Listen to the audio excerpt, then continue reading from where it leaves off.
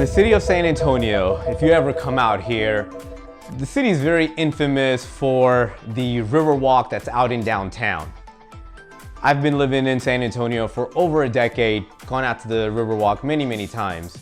And a handful of times I ran into the same artist over and over again. Her name is Alejandra.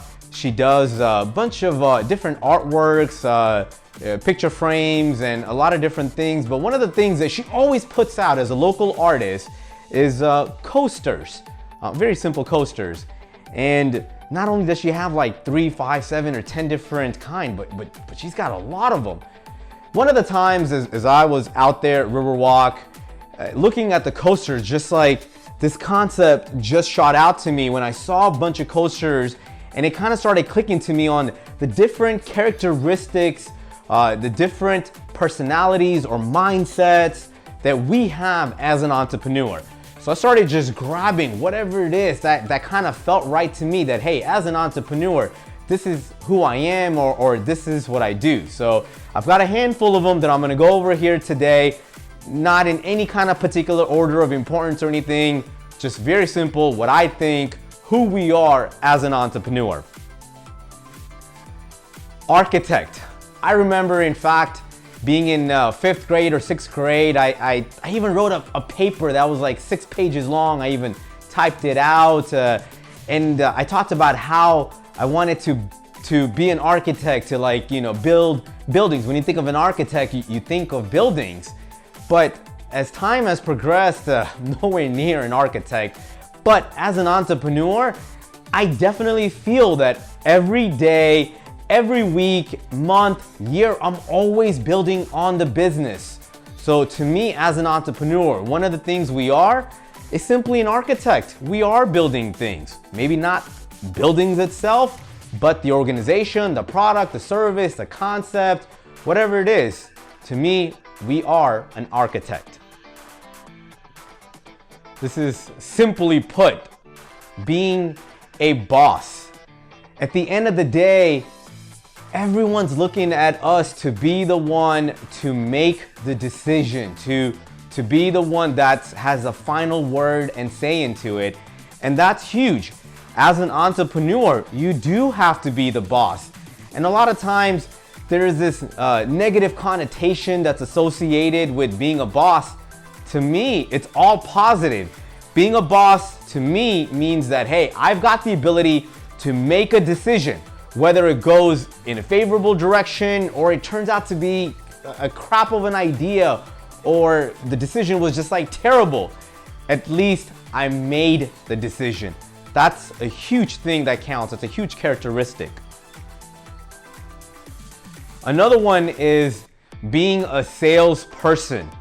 A lot of times people think that if you build an organization, and especially if you have a bunch of sales members, sales team, sales agents, sales manager, some kind of sales capacity that somebody else is doing, that you as the ultimate entrepreneur, as the boss, you stop being a salesperson. To me, that is totally the opposite. As an entrepreneur, you're always selling something to someone, whether it's a vendor that you're looking to purchase their product or service, or you're looking to lease a place, or you're looking to buy some equipment for the organization. You're always selling something, and you're always even selling yourself and your company, and even more so yourself than anything else, because the people that are gonna work for you, there has to be a reason why they're choosing to be led by you. So when you engage in a conversation and you tell them who you are, what you're about, what you're so passionate about, you're ultimately selling. You are a salesperson.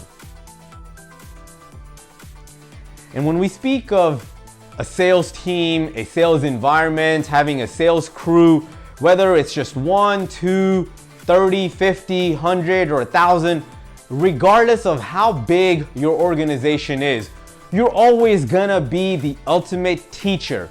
Even if you get management in place, you get other leadership in place, and you might be the last person that someone's gonna contact if you have a team of 100 or 500 people, whatever the case might be. Ultimately, at all points in time, you are going to be the teacher. That is definitely something you're going to do.